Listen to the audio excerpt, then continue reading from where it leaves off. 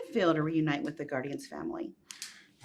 It's to be able to reunite with the Guardians. It feels amazing. This is the third and final installment of a trilogy that's been life-changing to all of us. So we're really just trying to savor it and take it in. It's felt great.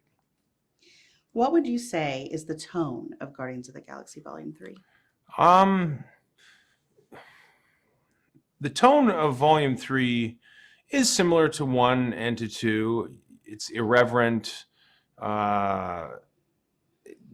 grand, emotional, spectacular, colorful, vibrant, strange.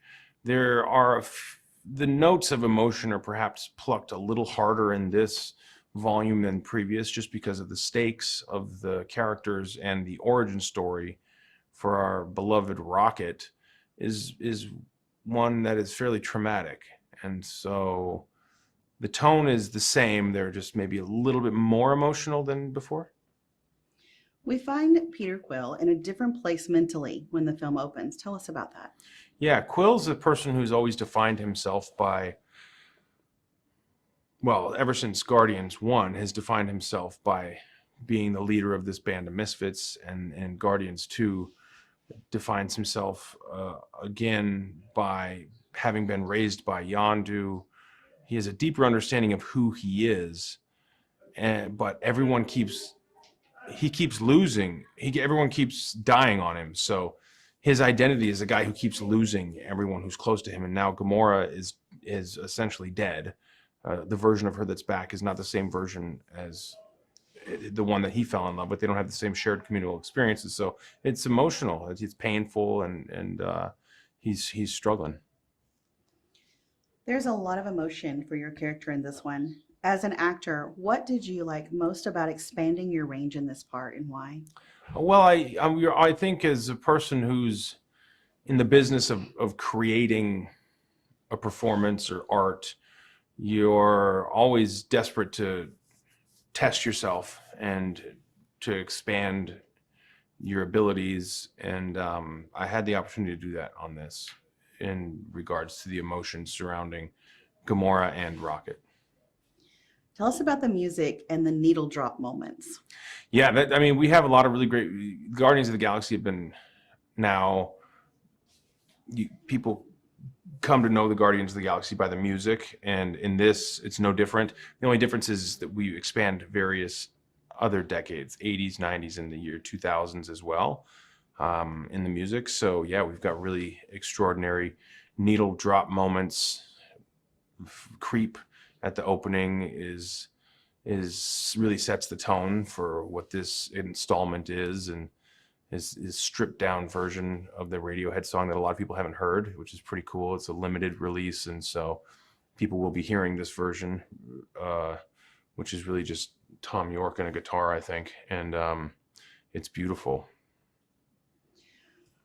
What can fans look forward to in terms of action on this film? The action has really been elevated on this film, I think, due to not only the advent of smaller high-speed cameras that don't require as much light as before. We've been able to, or James has been able to construct these action sequences and stitch together what appear to be long one-shots, but while simultaneously going in and out of various shutter speeds. So it goes slow motion into really fast motion into ultra slow motion, like 1500 frame a second. Before, if you ever to do something that high speed, you would need a phantom camera, and you would need a ton of light. And to do a long dynamic action sequence, for example, there's one during the movie No Sleep Till Brooklyn is playing, and it's all plays in this giant hallway as a long one shot. You never would literally be able to do an action sequence like that before the advent of these high speed, lightweight cameras.